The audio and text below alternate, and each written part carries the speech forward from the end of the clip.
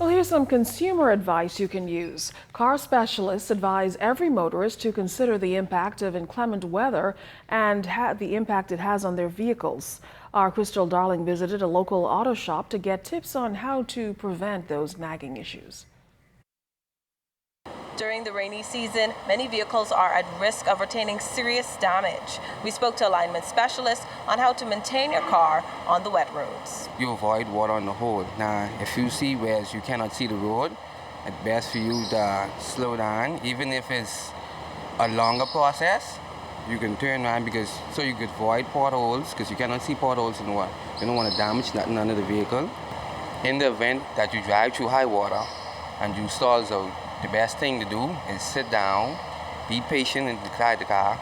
You can call a wrecker, have a wrecker carried to a dealer or the nearest mechanic shop. Johnson also made a suggestion on how often persons should service vehicles that are frequently used every day.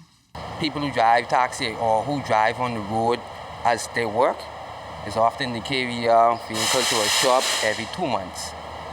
Then let them do the service, a full service, and then let them check everything, not just do the oil.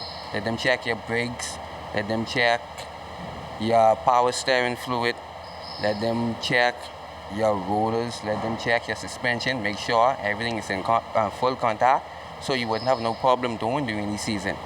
Master Technician at Alignment Specialist Shannon Fraser says that checking to make sure vehicles are properly aligned is crucial to vehicle maintenance. Make sure you have a proper suspension. Make sure none of your parts are wearing or gone.